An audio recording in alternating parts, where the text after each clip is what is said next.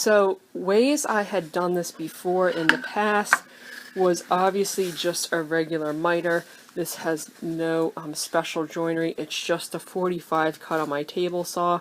And this works great for smaller projects. I've done pedestals before, and just regular bevels on smaller boxes where you use tape to hold everything together works great. Then I've tried using these splines. Now this I just made for demonstration purposes. If you were to use splines, I'd recommend making them a little thicker and a little deeper, but I just cut this 45, then I lowered my blade and I cut a groove out of each side of that bevel, and I put a piece of hardwood filler in there, and that holds everything in place a little bit better than here, and it makes the joint a little more structural. This is the locking miter. It takes a little bit longer to set up, but once you kind of learn the ins and outs of it, I've really enjoyed working with it. You could see that joint is very seamless, and unlike these other ones, it holds itself together really well, and it's pretty much square off the bat. This one will dance around on you when you try and glue it, and so will these, because there is a little play in that joint even though it's in there fairly snugly. So on larger glue-ups especially, this is the one I used, and this video is going to be showing you how to make these. This is that lock miter bit, and I got this from Eagle America. I like these Eagle America bits because they're made in America, and their warehouse is actually only like an hour and a half away from me, so the shipping is pretty comparable to Prime. I ordered, so this is what that bit is going to look like, and this bit will cut 1/2 inch to 3/4 inch stock, and I also ordered the setup block that goes with this bit from them. Everything, the setup block was about 10 bucks and the bit was $74. The videos I watched before I did this, the biggest complaint was how long it takes to set up these bits, so this will eliminate that frustration. And the other nice thing about these guys is they send you a suggested speed for your router, so there's really no guessing what you should be using. So depending on the diameter of the bit, they tell you what to set the RPMs at in your owner's manual for your router. Usually they just have numbers on them, but you could look up in your owner's manual to get the exact number. And so for this bit, which is a little under 2 inches, they're saying to set it no more than 18,000 RPM. So from what I've seen on most router tables, you're going to have to take your clearance plate out. This bit just won't fit. And now you could use the profile on this jig to not only set the height of your bit, but also the depth of your fence on your router. And once you have that set, you could cut all of your pieces.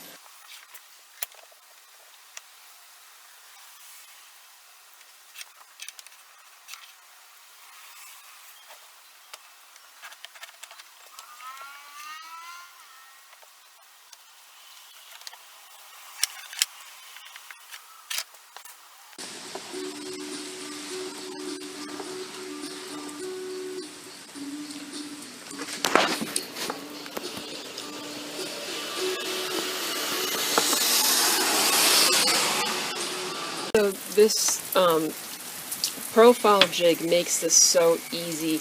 I had this whole thing set up in less than 5 minutes, and what I did now is I put a stop back here. I clamped it to my router table, and that's so I can move my fence back and forth, but always get it back to the right depth. And that's because in order to cut this, I'm going to probably take 3 small passes, removing about 1/4 inch on each pass. Now I've heard that if you pre-cut your 45s, you don't have to do that, but my shop, cutting those 69 inch panels on my saw, this pole in the middle of my shop always gets in the way, and I can only move my table saw back far enough at certain times in order to miss that pole.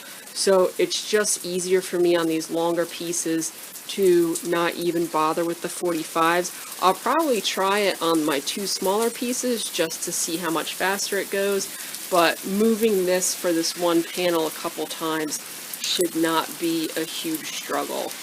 I set up a featherboard on my fence. I have that piece clamped in the back, and I made a couple scrap pieces because you're going to want to test this out before you send your final pieces through. The last thing I'm going to do before I start this is I'm going to turn this side of my fence into a zero clearance insert for this router bit. That entails cutting into the edge of this piece, but this is 3/4 inch MDF. And it's easily replaceable. I could also take this one and swap it out with that one and have a fresh edge on it, or even clip this off. It's worth it with this expensive walnut veneer to cut into this to help avoid as much tear out as possible and have to fix this later. So I'm just going to loosen up my dials in the back and slide this into the router bit.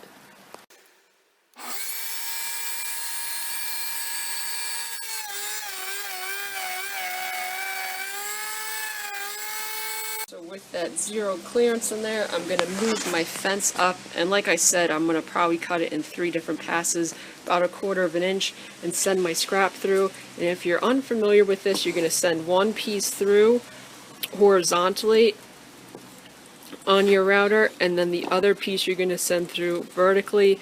And if you set everything up right, those 2 pieces should match.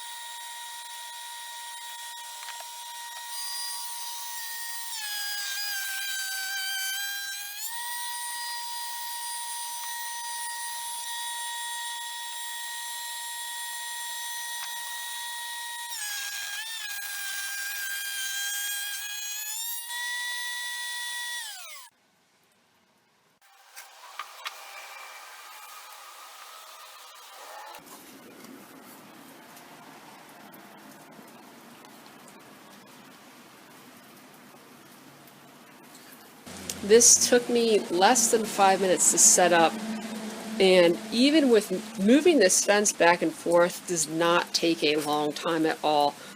So much in fact that I might not even cut 45s on my smaller pieces for my actual project. It goes really fast because I only have to cut for 4 sides. You probably couldn't hear it in the video, but the piece that is vertical against the fence does go a little bit rougher, and there was some tear out on the edge. Very, very minor. You can kind of see it right there. Once you glue it up, you probably won't see it. I saw someone put double-sided tape and a piece of wood on top.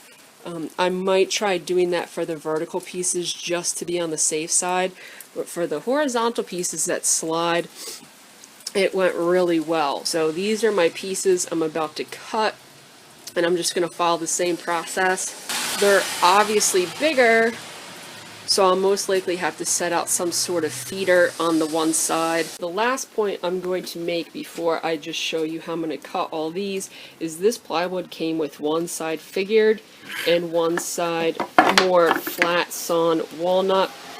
The customer preferred the flat sawn side, so just remember, if you're in a situation where you have to make sure one side's facing out, the side that you want facing out should always be staring at you when you're sending it through the table. So the side you want out should always be facing up on that table.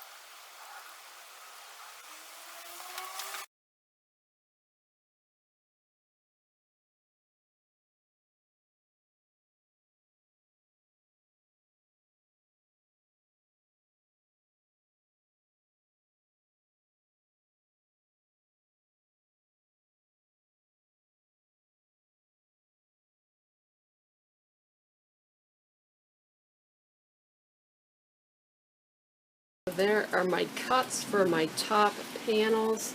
These are the tops and bottoms, and of course the other side as well. So they look good to the naked eye. You won't really be able to tell how they're going to fit until you do the other ones.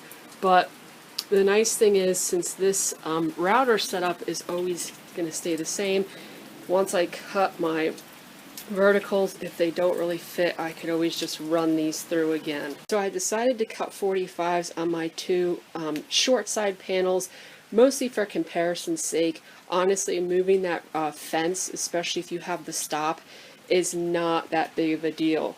But if you want to pre-cut your 45s, something to consider is the fact that you can't cut a true 45 up into your corner, because this little nub right here goes past 45. You kind of see with my square in place what I mean. You need that lumber to get that locking joint.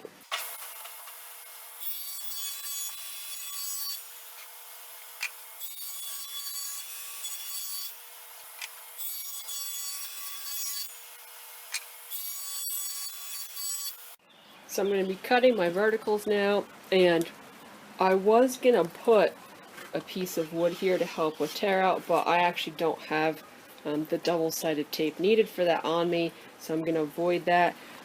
Since I don't have that, I was going to cut this in one pass, but I'm actually going to cut it in two.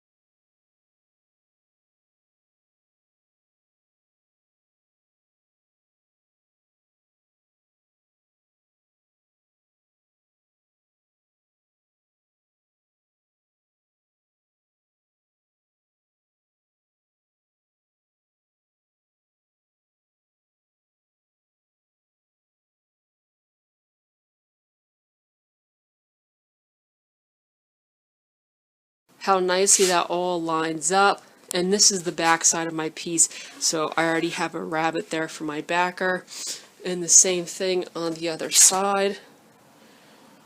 And the best part is, without doing anything to it, just clamping in place, the entire thing is perfectly square. I already checked all four corners, and that makes that bit worth its weight in gold. Other methods I've used for miters, it can be a real pain to get the inside frame of this square. So the fact that it's like that right off the bat is awesome. You can see from the edges there's tiny little cracks, and I just think I need to sand those pieces a little bit. And once again, I don't really think that's the bit's problem. I think it's just with these long pieces. This setup I have in here, it was hard to get them perfect on the table, so I think I just need to plane a little bit of the material in the centers, because the edges fit really nicely. You could see that, and I had very minor tear out. You could see how nice as those edges join. So I'm really happy with that. It's going to make life a lot easier when doing any sort of miter, really. So like I said, the plus side to a miter is you get a nice seamless edge when done properly. The downside to it, especially on bigger pieces like that, is there's not a lot of room for error with this. If your miters are off a little bit, your long bevels are off a little bit, nothing lines up quite properly and you'll get gaps. And on something that's going to be stained, those gaps produce a huge problem because it's not easy to fill them without being able to see them. If it's something that's going to be painted, you have a little bit more leeway.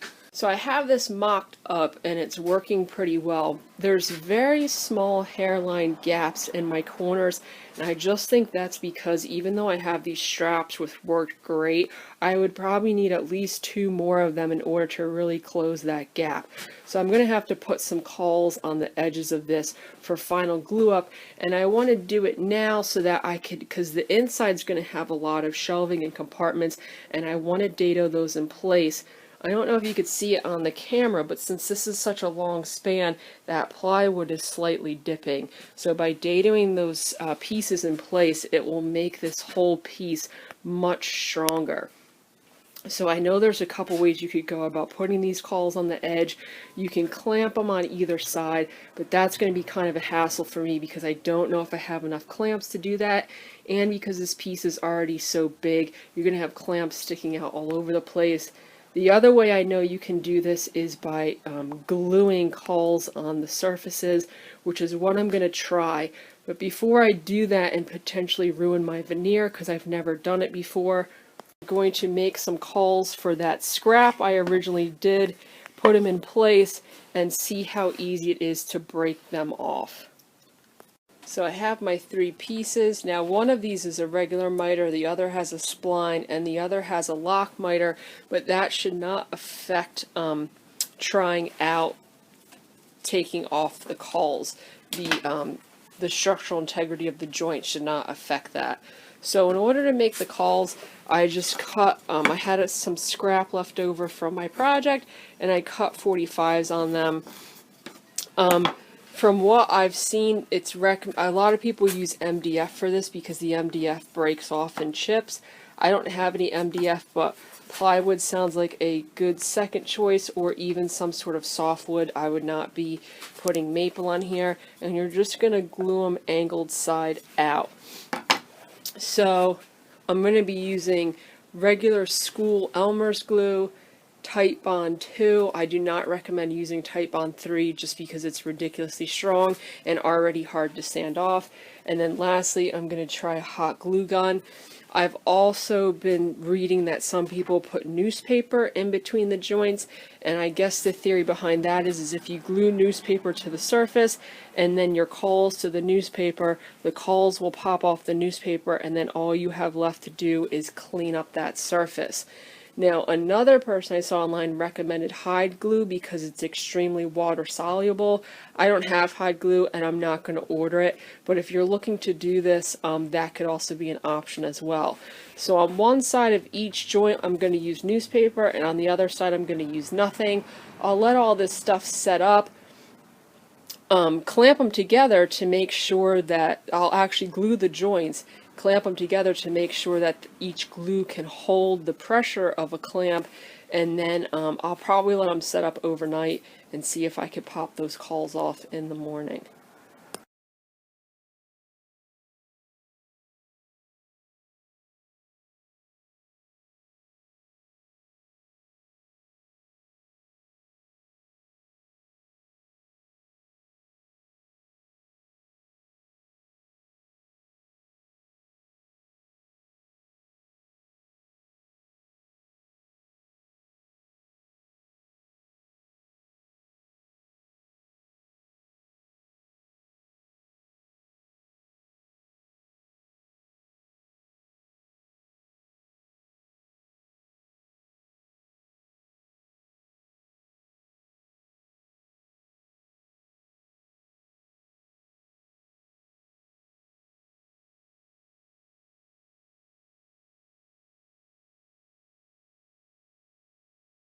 I let all 3 of these set up overnight, and they all glued up fairly similarly. I would say the one without the extra joinery, just the regular miter, probably has the most gaps. The other ones, there's really no gaps in them at all. So the nice thing about these Cauls already is they really pull that joint together nicely. The one with the hot glue, this part was kind of coming off yesterday. You probably can't see it in the video because I'm going to be speeding it up. But that, I'm not going to completely give up on the hot glue yet. That's most likely just because it is still kind of cold in my shop, even with the heaters going, so the hot glue's a little tough to get on there quick enough and onto your piece quick enough before it starts to set up, and I tried to use as minimal glue as possible. So before I try and take these cauls off, the first thing I'm going to do is see how much I could tighten all the clamps before those cauls start to pull away. Because this is a good method for joining miters, but if your miters are sloppy, I don't think you're going to be able to really torque these in order to get the amount you need to potentially make up for sloppy joinery. But just for personal insight, I want to see how much I could tighten these clamps. So I'm going to go through and see about tightening them and then start popping them off. So far the Elmer's was holding the best. I couldn't get it off. The Titebond 2 popped off the newspaper, and the hot glue, you could see I could pretty much pull that right off of this one.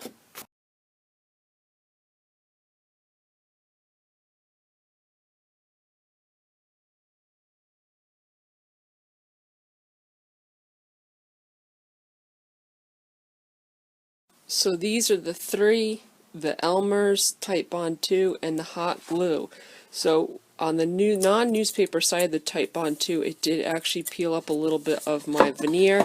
Now this is very fixable, a little bit of glue under there and some tape and flattening this, and you'll never notice. The hot glue pulled off a lot of the veneer on the walnut without the newspaper. Once again, it's fixable if you chip this off and glue it, but who wants to bother with that? So the Elmer's worked the best. The newspaper worked great. You could see how little bit of cleanup, a little bit of sanding, and this will come right off. So I think that's what I'm going to use for mine. I'm going to put Cauls on my piece and glue it up. And these miters are all strong.